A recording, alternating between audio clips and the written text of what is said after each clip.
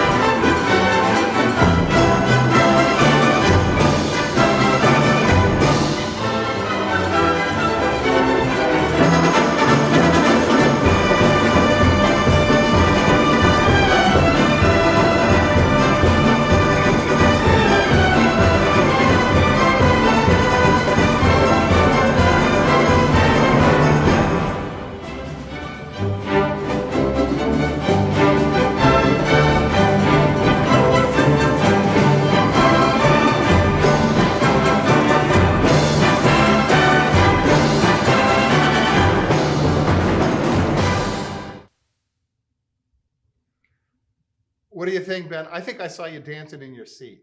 Well, when I listen to that kind of music, or any kind, I think about those persons who engage themselves in what we call dancing, but I call it rhythmic calisthenics with a syncopated beat. Well, there you go.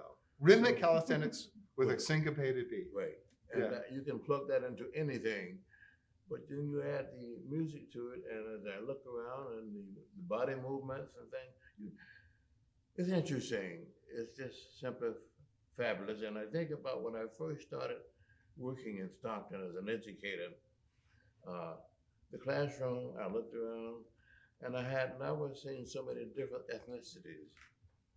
And I was using words like San Jose, San Joaquin, before I learned the appropriate pronunciation. So it was a learning experience for me. Right. And as I fast forwarded through the years, I had the pleasure of experiencing practically all of the cultures in the city of Stockton through education.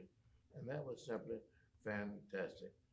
Well, and I think what's so interesting about this Sister Cities project is, it's been a buzzword in our culture now for decades, the idea of multiculturalism and getting diversity, which we all want. But the way in which we can sort of hook into that organization and have the Sister Cities kind of gives the whole idea some teeth. Yes. And so it's a fantastic concept. Now, before we move on to our next piece of music, you would be too modest to bring this up yourself, Ben, but Ben was recently honored at a Central Valley Asian Chamber of Commerce event.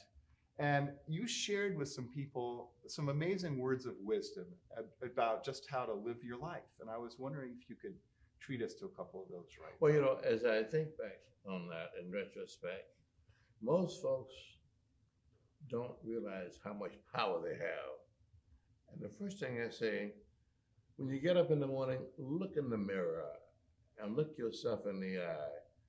And we complain about society, but the person that are society are the person that are looking back to you in the mirror. And we want to improve the relationships in Stockton. We think about what can you do? What can I do when I see another human being out there? I don't see a car, I see a person who has the same needs that I do, perhaps do many of the same things that I do, and they enjoy doing it. A funny thing happened, this will be a quick one. A student in my class, when I was teaching, he said to Mr. Reddish, make him stop. Make Jesus stop hitting me. And Wow. the word is really Jesus. Uh-huh. So I said, well, I learned how to pronounce those words, and before I knew who Jesus was, I knew that was Jesus. So those are the little tidbits that I remember that made my life, my experience, very profitable. And I always say I never had a bad day. A bad day is how you choose to look at it. If you look at the positive side of it, let the other stuff go. Well, it's a wonderfully refreshing attitude, and you've lived your maxims. You've done it for decades, and Yes. The community is better for it. Now, we've talked about how interesting this sort of mix of cultures is. And so I'm going to keep you on board for a next piece that was written by the Japanese composer Toru Takemitsu.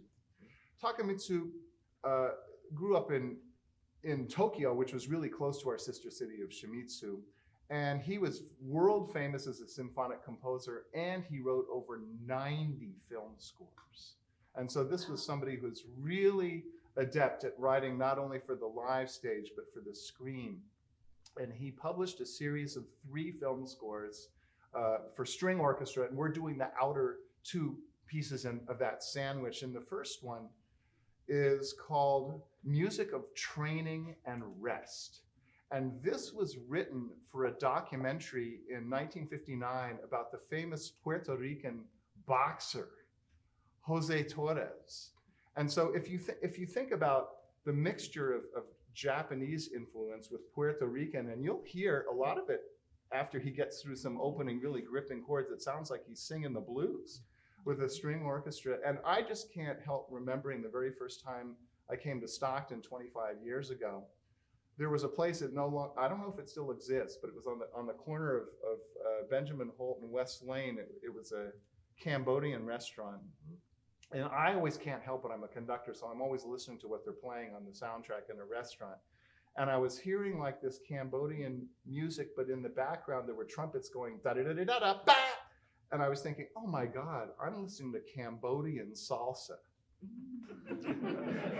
You know, and so the interesting fusion that you get from different cultures is really fascinating. And I think we'll hear this in this Takemitsu piece.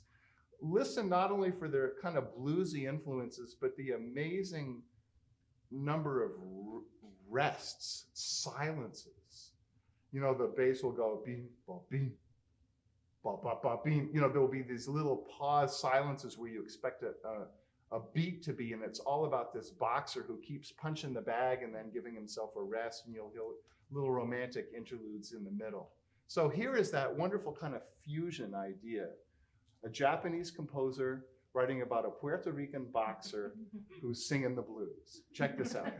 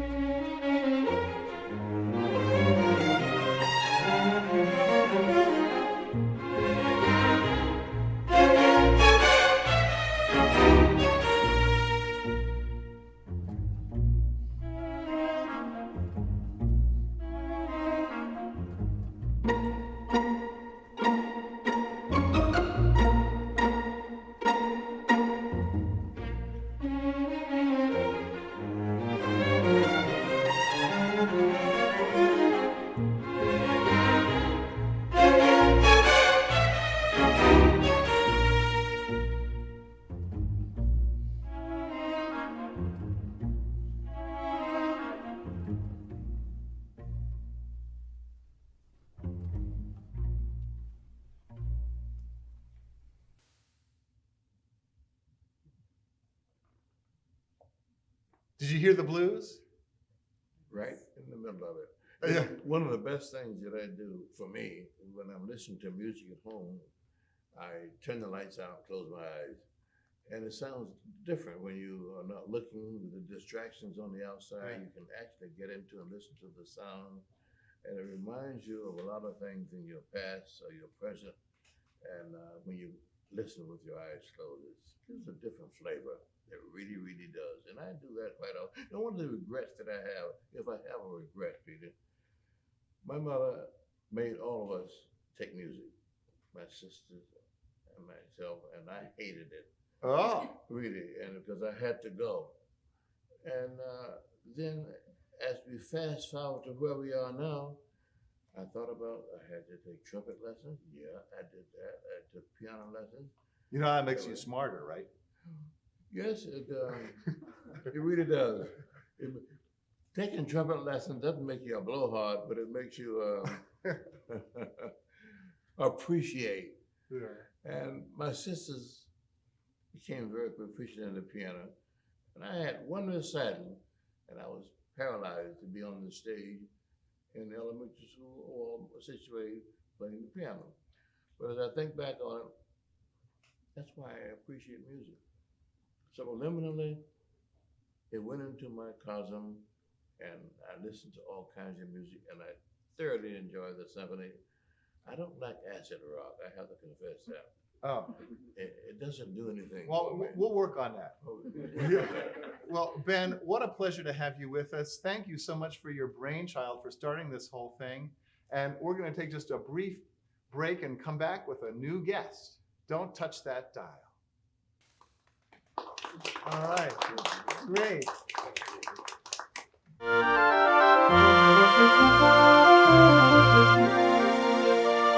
We're back, everybody. Again, I'm Peter Jaffe, your host of Symphony Mix. I'm the music director and conductor of the Stockton Symphony.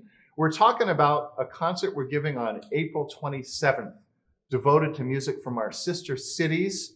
And we now have a great new illustrious guest. Leslie Edmond is the executive director of the Central Valley Asian Chamber of Commerce. Leslie, welcome. It's so great to have you here. Well, thank you for the invitation, and what an honor to be with Stockton's Maestro today. Well, it's an honor for me to be with you. I mean, not only are the executive director, but you're also a member of the Sister Cities, aren't you? I am. I am a member of the Ilo Sister Cities and support the Shimizu Sister Cities. As the Chamber of Commerce, we are sort of a bridge to all the different Asian ethnicities in our community. So it is a pleasure to be able to support the Sister Cities as well. I'm in total awe of what you do. I can't help thinking of one other person that has a similar role as Jesus Andrade, who's on the Stockton City Council, and he's the head of the Hispanic Chamber of Commerce. And when you think of anything Hispanic, I mean, there are so many countries and so many cultures, and it's easy for us to sort of lump them all together, but they're very distinct, and it's the same thing. I mean, we have a lot of different Asian cities, but we're talking about really different cultures here. I mean, just, you don't have to name every single one, but tell us some of the different cultures that you're actually representing. We do. We have a really broad representation of the Asian population in our chamber. As a matter of fact, in San Joaquin County, the Asian population represents about 18 to 19% of the population. The major initial Asian population or Asian groups that became members of our chamber were the Chinese, Japanese, and Filipino groups. They were the oldest Asian populations in our city. And then that followed, we had a wave of the Southeast Asians. So we have the Vietnamese, the Cambodian, the Hmong.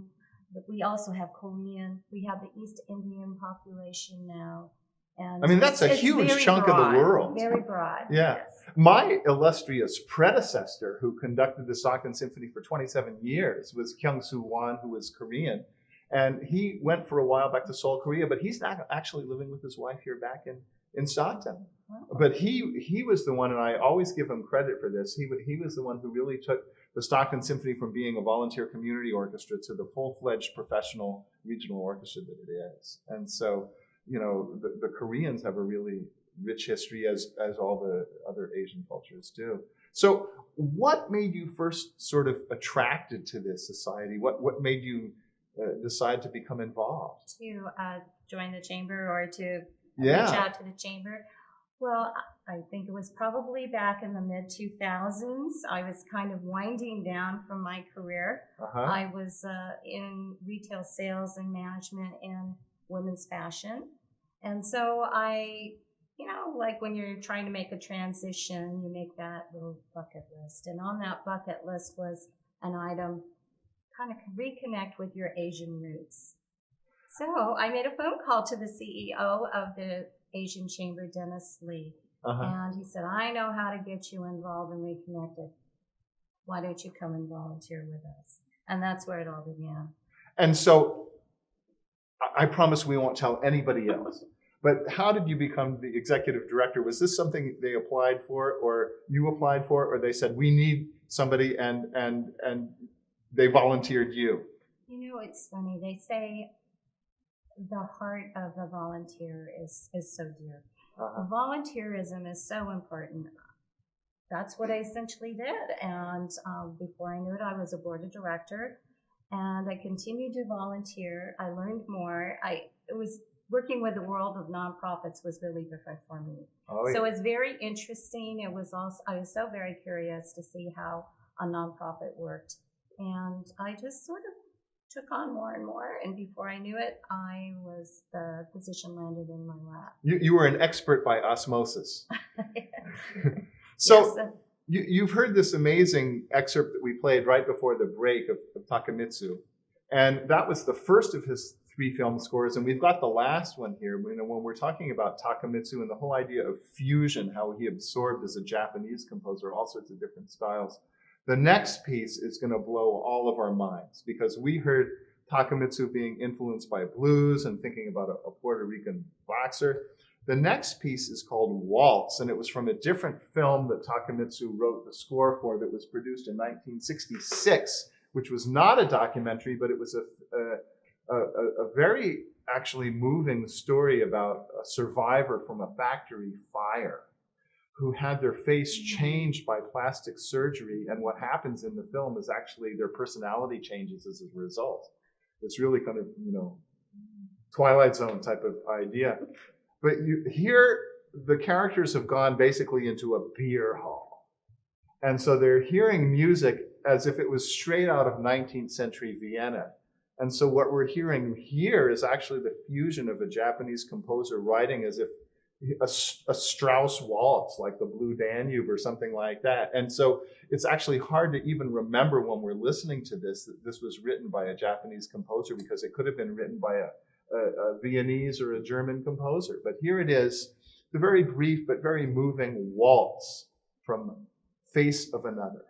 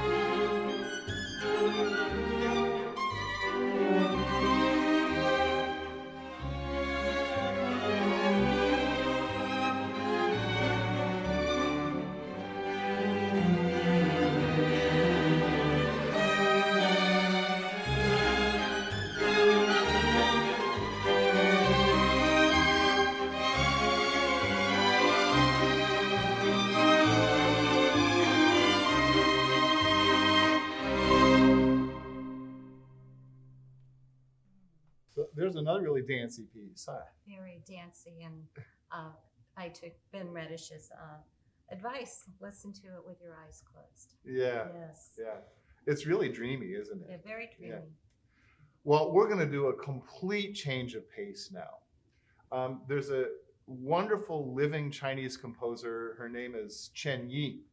And I've known her ever since my days when I was at the Assa Music Festival in the previous century. And she's a brilliant composer who writes in many different styles, but she wrote this Capriccio, which is only about 4 minutes long, for Kansas City, and it's a choral orchestral work. And so I should say, folks, that when you come to this concert on April 27th, we're going to have a chorus of 200 singers for the final 2 numbers of this program. And that immense chorus is made up from singers from Delta College, from the choruses here, from the choruses at the University of the Pacific, and from the Stockton Chorale. And it's Bruce Southard, who's the director of choruses here in the Stockton Chorale, and the choral director at the University of the Pacific is Yeji Choi. And it's really great to be able to collaborate with those people. And we've been planning this thing for months. And so we're ending with 2 really huge pieces. And one of them is by Chen Yi, this piece for huge chorus and orchestra. And it's very upbeat, but it's contemporary upbeat. And so it's got a lot of zowie, powy, almost dissonant chords. But then you'll hear them sing kind of folk song-like melodies. And then a lot of chanting, where they're not even singing notes, but just singing a lot of chanting. And in any language, Chinese, English, it doesn't matter. They're just nonsense syllables, like zaba, zaba, zaba, zaba, joop, zaba, zaba, joop, zaba, zaba, zaba, joop, like that. And you can hear them chanting, and it's just a really engaging work. And she grew up very near the sister city of Foshan. And so she's still living, and I've had a great opportunity to conduct several of her pieces over the past few decades. One of them we did with the Stockton Symphony long time ago, a string piece called Sprout. But this piece is just all stops pulled with a lot of great special effects. Would you like to hear it? I would love to hear it. Yeah, yes is a good answer. Yeah. So let's hear the Capriccio by Chen Yi.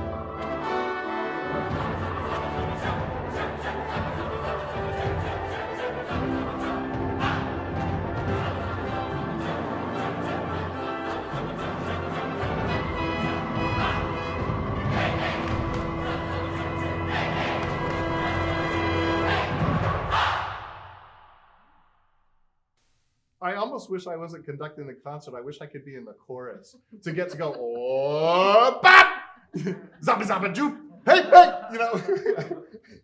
It's just, you know, full of brimming energy. That's quite a change of pace, right? You can really hear that East meets West Yeah. in this piece. And I think it's going to be exciting to watch and hear the choral groups perform this. And of course, live. even if we have a recording, it's nothing like seeing the performing. I mean, when you have a chorus of 200 in the orchestra, it's like, whoa, you know, you just get blown away from the auditorium. And just to mention, because we don't have time for all the clips today, but in this same concert are several pieces that we're not airing on the air today, but we're playing a Cambodian suite, which is really cool, and also a medley of Filipino folk songs. And so there are a lot of really interesting things in this program.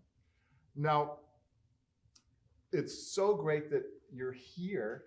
And do you have any final words of wisdom for us? Maybe you can tell us some of the activities that the Asian Chamber does.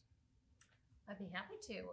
Our chamber our mission is to help promote and help grow businesses, particularly Asian American businesses in our community, and also local commerce. So our focus is really small business. Our mantra would be shop local. And we really believe that if we have a strong business community, that helps with the vitality and the overall quality of our life here, which is why we have business mixers every month. And this month, on April 25th, our mixer will be at the Mexican Heritage Center. Wonderful. So you might think, well, why? They're not Asian. No, but we're very inclusive, and our membership is open to everyone. So the Mexican Heritage Center is downtown Stockton, and we have two other members within that center, the Cerna Gallery and Terra Coffee. So we believe in helping businesses promote their synergy, especially when you have businesses that are clustered together. It's just a stronger way of promoting them. We're going to have 4 local eateries downtown providing their small bites, and we'll have entertainment. We do that every month, once a month on the 4th Thursday of the month. And of course, we have 2 signature events each year. Our recent recognition awards dinner, where the Radishes were one of our honorees. And we also have a women's leadership event in October, Breaking the Bamboo Ceiling. And this is where we get to highlight Asian American women leaders in our community. Last year, and Chen Yu is a great example of that. Yes, absolutely. And we like to put the spotlight on women that really break the barrier, such as Pam Lee, who was a past president of the Stockton Symphony Association. Right, and she's still on our board. Oh, yes. Yeah. You often see Asian women as the performers or the musicians, even as conductors or sure, composers. But Pam has really broken, I think, a ceiling. She is in the executive suite, and she's helped to promote the symphony. And we think that's very important for the community, and she sets the bar high for other Asian women. Well, thank you so much. And I love the mantra to shop local. My wife and I make a point of doing that all the time, and I think it's really great. So we're going to take another break, but thank you so much for being with us, Leslie. Thank you Wonderful. so much.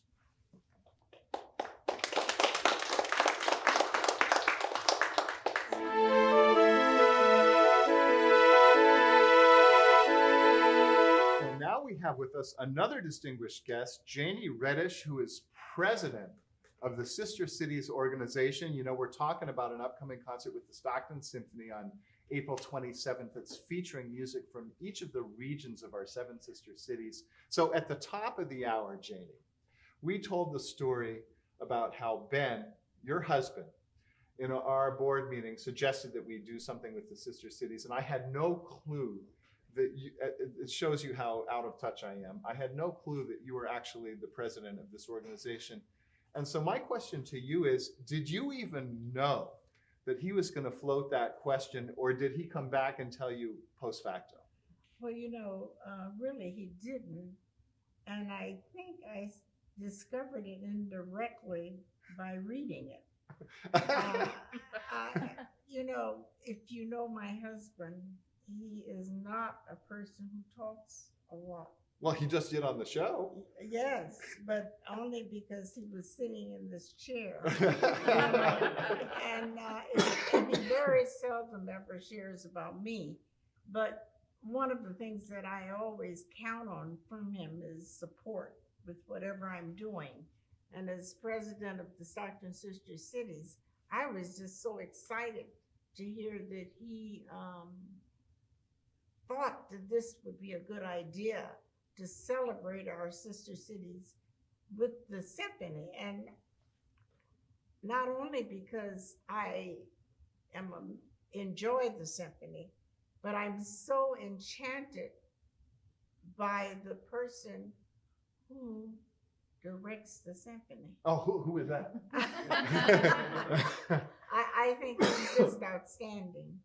And you know, I just think that the Stockton Sister Cities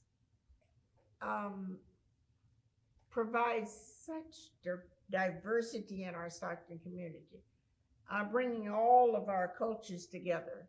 And that's the thing that I feel will happen with the symphony hosting this wonderful activity. And you take your role really seriously. I mean, I once visited the Filipino organization, and there you and Ben were. I mean, you're always visiting these different places. What got you interested? I mean, it's almost like the umbrella, right? You're kind of like the umbrella of diversity, if we want to coin a phrase. I mean, what got you onto this? Well, you know, if you think about my background, I am a retired school principal, and I've been involved with all of the different cultures throughout the years, and I'm talking years. I was More than two. Like, you know, just being a principal, I was involved in the community over 20 years, and then as an educator over 37 years. Didn't you even teach here at Delta College? I taught at Delta College, and it was a diverse class even at that time. Also at the University of the Pacific, working with Teacher Corps, and that was definitely an integrated group. I was a part of the first Cambodian group that came to Stockton as a school principal. We transitioned the students into my school. So you can see my career goes way back. My involvement goes way back. I guess I just dated myself. No, we're just right there. Only the kids are getting older. We're just staying right there. Staying right there. Yeah. I don't like doing that, but it is important that experience is there, and I'm speaking from the heart because doing all those years, I enjoyed it so much. Well, that's so wonderful, and the community is indebted to what you do. And let's hear a piece that speaks from the heart. This is a Nigerian piece from a composer named Fela Sowande. And you know, we have this Nigerian city of Asaba. I gotta say, it was the hardest to find a composer who was near Asaba. But we got, you know, within a day's drive of there. With this composer, Fela Sowande, who's written a really sweet piece called Lullaby. And you can hear this wonderful influence of both sort of spiritual is there, but also there's a little bit of the French Impressionistic composers in the middle. It's a very interesting fusion. So here is the Lullaby by Fela Sowande.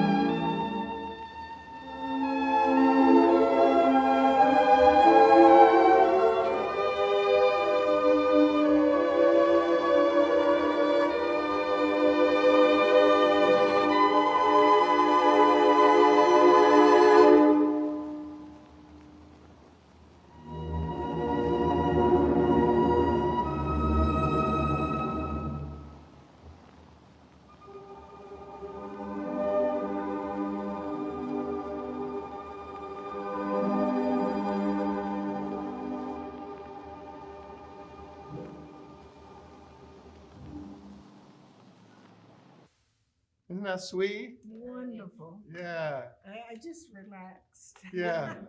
yeah. Well, it's a lullaby. It's wonderful. Yeah, you can imagine putting one of your loved young ones to sleep with that. Yes. Yeah.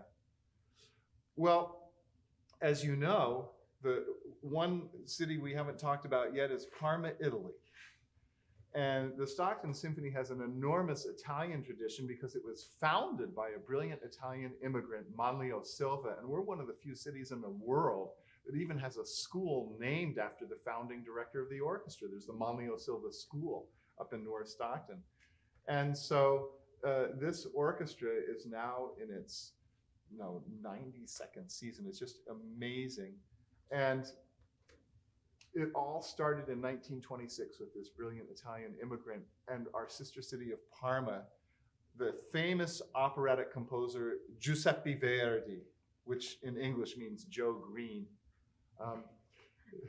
wrote this enormous opera, Aida. And we're about to hear something from the second act of Aida, the triumphal scene. And you have to realize that usually when this thing is staged, there are hundreds of people on the stage. And we do have a huge chorus, but usually there's even an elephant that walks across the stage. And there are these, rows and rows of Egyptian trumpets. And before we play the whole thing, I want you to hear the Egyptian trumpets because this theme is so famous. At one point, it was in a car commercial. Just listen to this.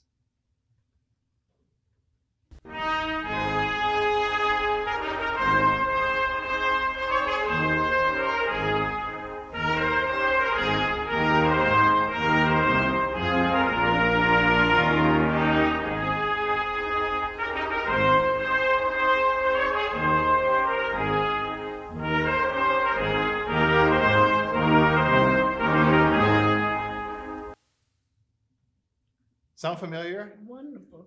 Not only that, but the Italian sister city offers so many opportunities, not only for the members to travel, but it's open to the community.